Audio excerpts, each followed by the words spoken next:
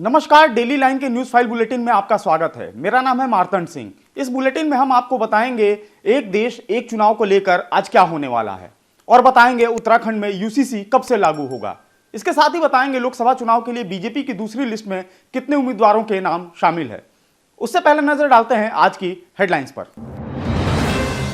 एक देश एक चुनाव को लेकर रिपोर्ट तैयार। सरकार द्वारा गठित समिति आज राष्ट्रपति को सौंप सकती है रिपोर्ट। 18,000 पेज के 8 भागों में बना ड्राफ्ट। उत्तराखंड में यूसीसी को मिली राष्ट्रपति की मंजूरी। समान नागरिक संहिता बिल बना कानून। राज्य सरकार जल्द लागू करेगी अधिसूचना। 5 सदस्यीय कमेटी तय करेगी नियम। पीएम मोदी आज 1 लाख स्ट्रीट वेंडर्स को बांटेंगे लोन। दिल्ली के जवाहरलाल नेहरू स्टेडियम में प्रधानमंत्री स्वनिधि योजना के लाभार्थियों को करेंगे संबोधित। लोकसभा चुनाव के लिए बीजेपी की दूसरी लिस्ट जारी। पार्टी ने 72 उम्मीदवारों के नाम का किया ऐलान। गडकरी नागपुर और पीयूष गोयल मुंबई नॉर्थ से लड़ेंगे चुनाव। सपा नेता गायत्री प्रजापति के ठिकानों पर ईडी की छापेमारी। लखनऊ, अमेठी और मुंबई समेत 17 ठिकानों पर ईडी की रेड।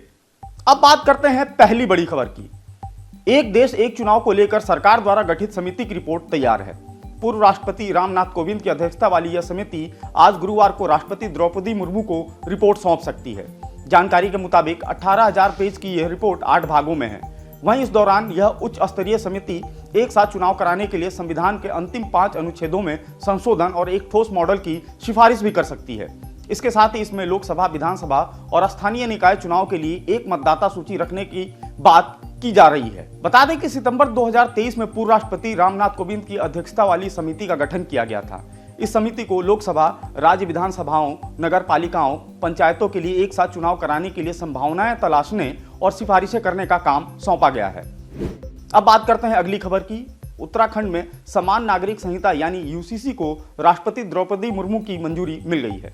राष्ट्रपति से मंजूरी मिलने के बाद यह विधेयक अब कानून बन गया है। इसके साथ ही उत्तराखंड यूसीसी लागू करने वाला देश का पहला राज्य भी बन गया है। धामी सरकार जल्दी इसकी अधिसूचना जारी करेगी और फिर उसी दिन से यह कानून राज्य में लागू हो जाएगा। वहीं राज्य में यूसीसी को लागू करने के लिए सरकार ने 5 सदस्यीय कमेटी बनाई है। यह कमेटी यूसीसी को लागू करने के लिए नियम तय करेगी। इसी कमेटी के ऊपर यूसीसी के नियम और उपनियम तय करने की जिम्मेदारी होगी। अगली बड़ी खबर की अगर बात करें तो देश में नागरिकता संशोधन कानून लागू करने के बाद आज केंद्रीय गृह मंत्री अमित शाह का बयान सामने आया है। सीए को लेकर गृह मंत्री अमित शाह ने कहा, सीए कानून कभी वापस नहीं लिया जाएगा। अमित शाह ने कहा, मुसलमानों को भी नागरिकता के लिए आवेदन करने का अधिकार है, किसी के लिए रास्ता बंद नहीं है।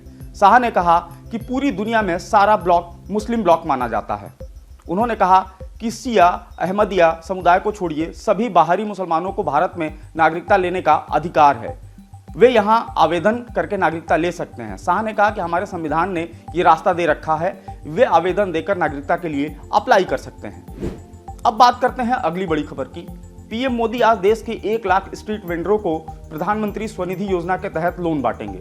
दिल्ली के जवाहरलाल नेहरू स्टेडियम में आयोजित कार्यक्रम के दौरान वे लाभार्थियों को संबोधित भी करेंगे। बता दें कि पीएम स्वनिधि स्कीम को 1 जून 2020 को लॉन्च किया गया था।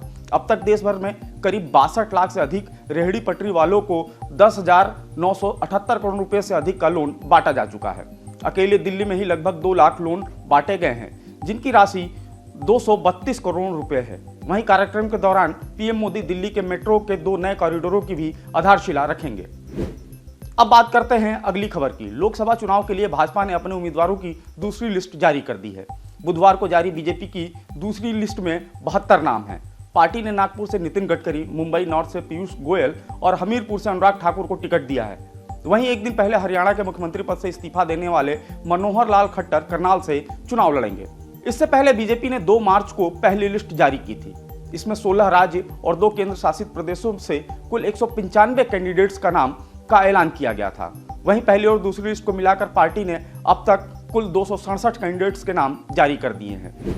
अगली खबर की अगर बात करें तो लोकसभा चुनाव के पहले कांग्रेस ने केंद्र की भाजपा सरकार पर बड़ा आरोप लगाया है। कांग्रेस का कहना है कि भाजपा सरकार ने उनके पार्टी अकाउंट को फ्रीज कर दिया है। कांग्रेस अध्यक्ष मल्लिकार्जुन खड़गे ने कहा कि पार्टी इस समय पैसे की कमी से जूझ रही है। वहीं कांग्रेस ने जिन बैंक खातों में डोनेशन से मिला पैसा रखा गया था, बीजेपी सरकार ने उन बैंक खातों को फ्रीज कर दिया है। बता दें कि आयकर विभाग ने 13 फरवरी को 105 करोड़ रुपए के बकाया टैक्स की वसूली के लिए कांग्रेस को नोटिस भेजा था। विभाग ने कांग्रेस पर 210 करोड़ का जुर्माना लगाते हुए पार्टी के बैंक खाते फ्रीज कर दिए थे। इसके बाद आयकर विभाग की कार्रवाई के खिलाफ कांग्रेस नेता और वकील विवेक तनखा ने दिल्ली हाईकोर्ट में याचिका लगाई। वहीं बुधवार को कोर्ट ने कांग्रेस की भी याचिका खारिज कर दी। अब बात करते हैं अगली खबर की। समाजवादी पार्टी के नेता और पूर्व कैबिनेट मंत्री रहे गायत्री प्रजापति के घर पर प्रवर्तन निदेशालय ने छापा मारा। ईडी की टीम ने उनके लखनऊ स्थित घर समेत 17 अन्य ठिकानों पर गुरुवार सुबह छापेमारी शुरू की। जानकारी के मुताबिक ईडी ने अमेठी, लखनऊ और मुंबई के 17 ठिकानों पर रेड की है। फिलहाल न्यूज़ फाइल बुलेटिन में इतना ही। फॉलो करते रहें हमारे डिजिटल प्लेटफॉर्म डेली लाइन को।